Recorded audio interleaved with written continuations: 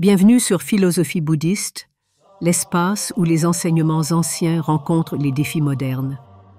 Ici, nous explorons la sagesse du Bouddha pour cultiver la paix intérieure, la compassion et l'épanouissement. Vous êtes-vous déjà demandé pourquoi certaines personnes semblent capables de manipuler leur entourage avec une facilité déconcertante, sans jamais éveiller de soupçons?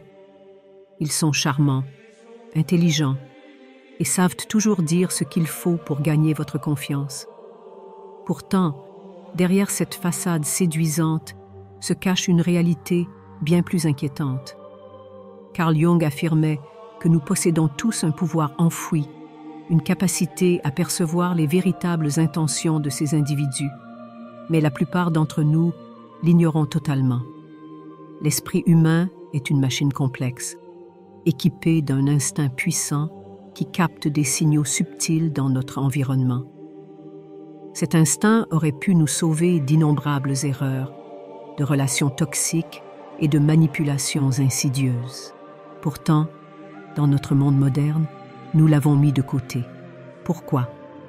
Parce que nous sommes conditionnés à ignorer nos doutes, à rationaliser nos inquiétudes et à donner le bénéfice du doute, même lorsque notre intuition nous crie de fuir. Les psychopathes, eux, ont compris comment exploiter cette faille. Ils savent comment contourner nos barrières mentales, se rendre fascinants et nous faire croire à leur sincérité. Ils sont maîtres de l'illusion. Ils ne ressentent ni remords ni culpabilité. À leurs yeux, chaque interaction est un jeu, une partie d'échecs où ils doivent toujours être un coup d'avance. Comprendre leur mode de fonctionnement est essentiel. Il ne s'agit pas de sombrer dans la paranoïa, mais de reconnaître les signaux d'alarme, de retrouver ce pouvoir que nous avons tous en nous et que nous avons trop longtemps négligé. Car une fois que vous saurez où regarder, plus jamais un masque ne pourra vous tromper. Les psychopathes ne sont pas des monstres sortis d'un film d'horreur. Ils ne sont pas toujours des criminels en cavale ou des tueurs en série. En réalité, ils se fondent parfaitement dans la société. Ce sont des collègues de bureau, des partenaires d'affaires, parfois même des proches. Ce qui les distingue, ce ne sont pas leurs actes violents, mais la froideur avec laquelle ils opèrent. Le diagnostic de la psychopathie repose sur des critères bien définis, établis par des experts comme Robert Hare, créateur de la liste de contrôle des psychopathes. Manipulation, absence d'empathie, narcissisme exacerbé et irresponsabilité chronique en sont les traits caractéristiques.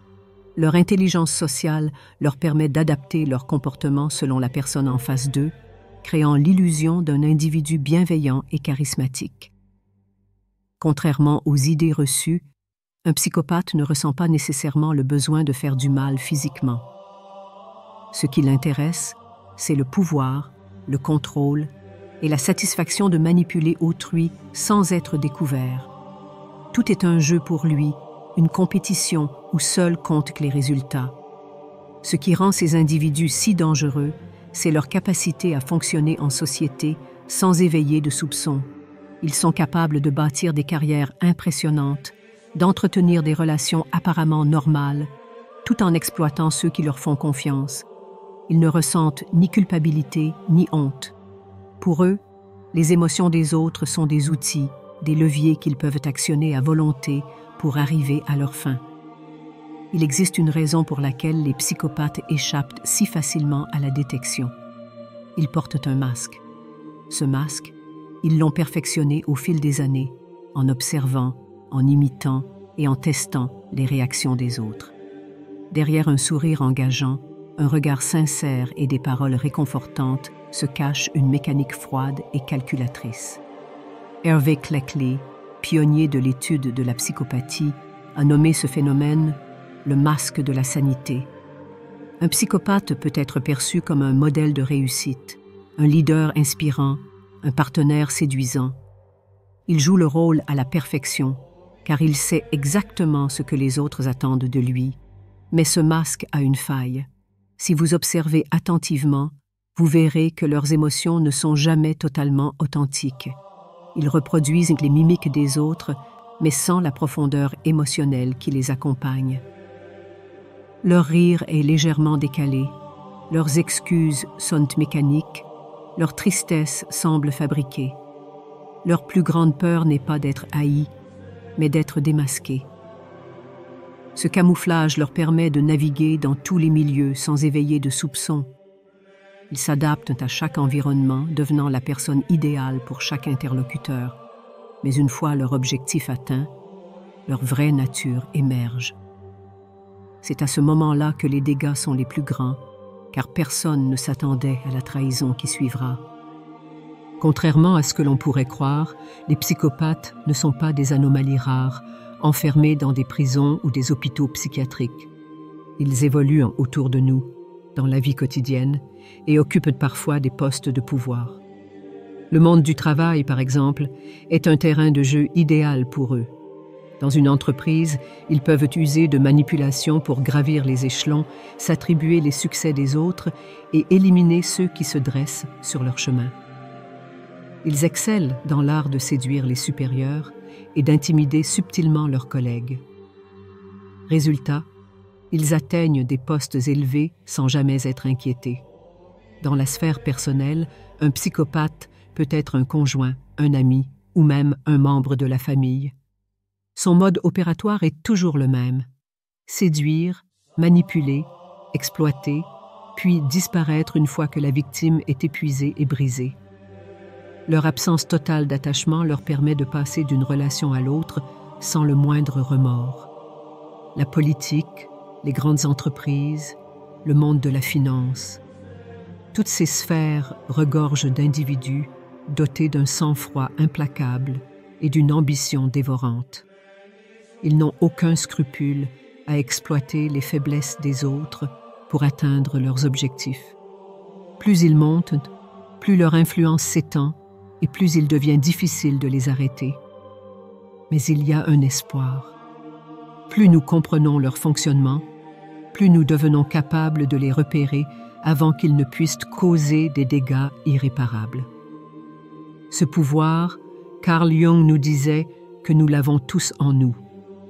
Il est temps d'apprendre à l'utiliser. Les psychopathes ne sont pas des monstres de fiction. Ils ne portent pas d'étiquette visible, ne se distinguent pas par une apparence sinistre. Ils peuvent être charmants, inspirants, admirés de tous. Et pourtant, ce sont des prédateurs déguisés. Nous avons un instinct, une capacité à voir au-delà des apparences, mais nous l'avons longtemps ignoré. Il est temps de réapprendre à observer, à écouter nos intuitions, à ne pas ignorer les signaux d'alerte. Si ce sujet vous intrigue et que vous souhaitez aller plus loin, alors restez avec nous.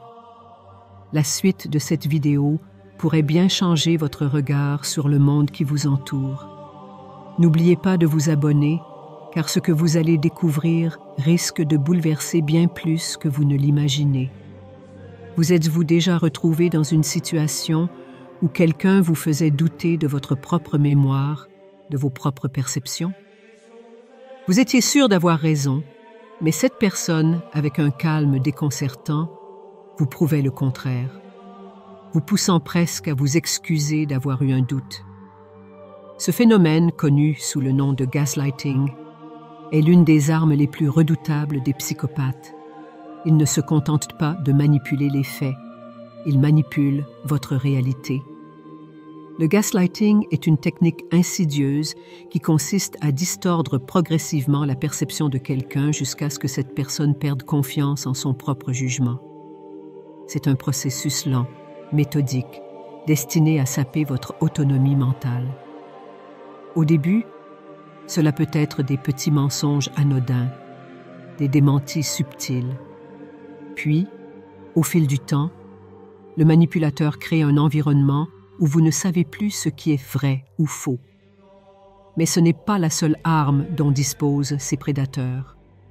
Ils utilisent également la triangulation, qui consiste à mettre les gens en compétition ou en conflit pour mieux les contrôler. Ils jouent sur les insécurités, exploitent les failles, créent des tensions là où il n'y en avait pas. Une personne sous leur emprise finit par se sentir isolée, incomprise, totalement dépendante du psychopathe pour comprendre ce qui se passe réellement. Et puis il y a le chantage émotionnel.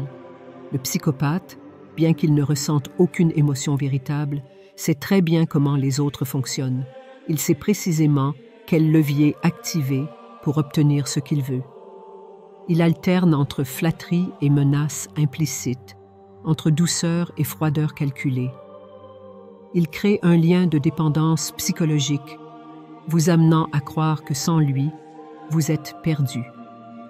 Plus effrayant encore, ces individus possèdent une capacité innée à détecter les faiblesses de leurs victimes.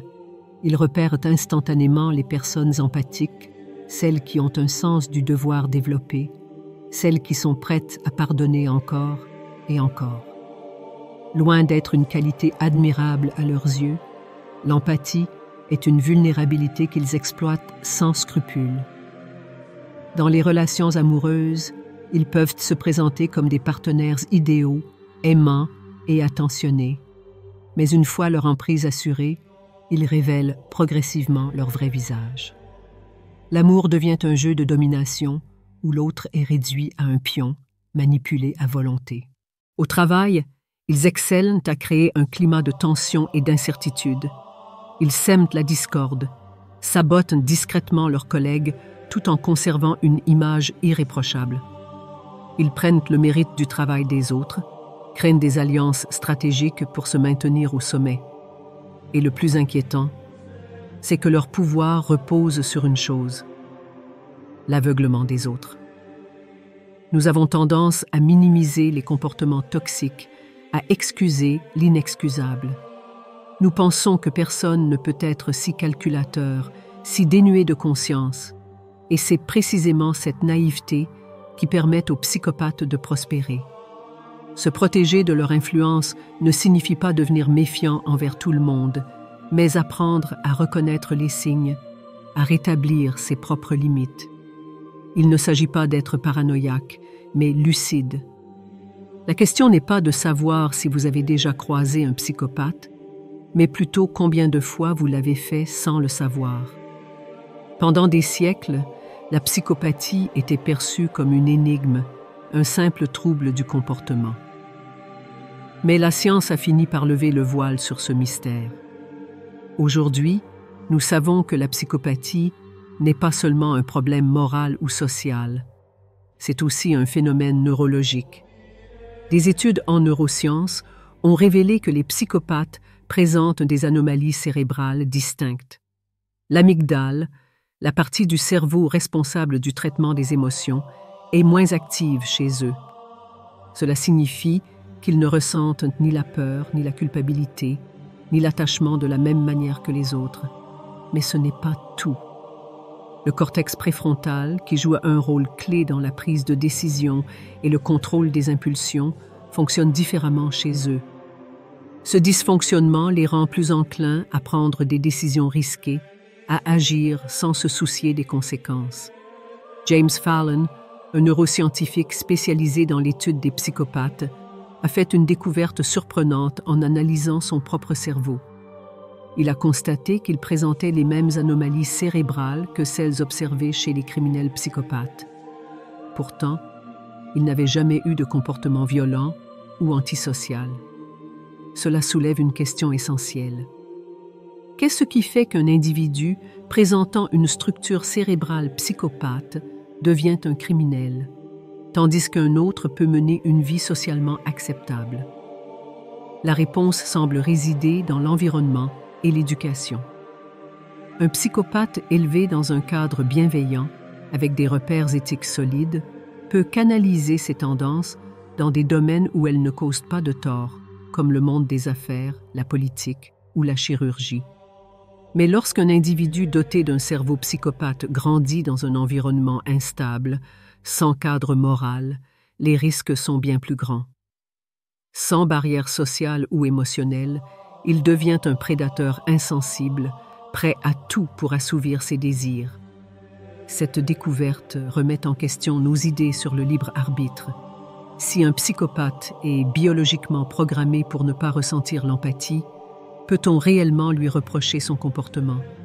À quel point est-il responsable de ses actes? Les avancées scientifiques nous offrent une meilleure compréhension du problème, mais elles ne changent rien à une réalité essentielle. Comprendre un psychopathe ne signifie pas le justifier. Ce n'est pas parce qu'un serpent est incapable d'émotion qu'il devient moins dangereux. L'impact des psychopathes sur la société est bien plus grand que ce que nous imaginons. Ils ne sont pas seulement une menace pour les individus qui les croisent sur leur chemin. Ils influencent nos institutions, nos entreprises, nos gouvernements. Dans le monde des affaires, ils prospèrent en exploitant les autres, en écrasant la concurrence, en manipulant les décisions à leur avantage.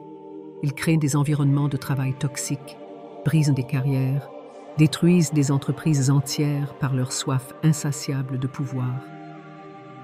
En politique, leur absence totale de remords leur permet de prendre des décisions que personne d'autre n'oserait. Ils mentent sans hésitation, manipulent l'opinion publique, sacrifient l'intérêt général pour servir leurs ambitions personnelles. Leur influence est si subtile que nous avons parfois du mal à l'apercevoir. Mais une fois que l'on comprend leur mode de fonctionnement, on commence à voir leur empreinte partout. Derrière chaque scandale financier, derrière chaque trahison politique, derrière chaque abus de pouvoir, il y a souvent un individu dénué de conscience. Alors, que pouvons-nous faire? La première étape est d'apprendre à reconnaître ces individus. Plus nous sommes informés, plus nous sommes armés pour nous en protéger.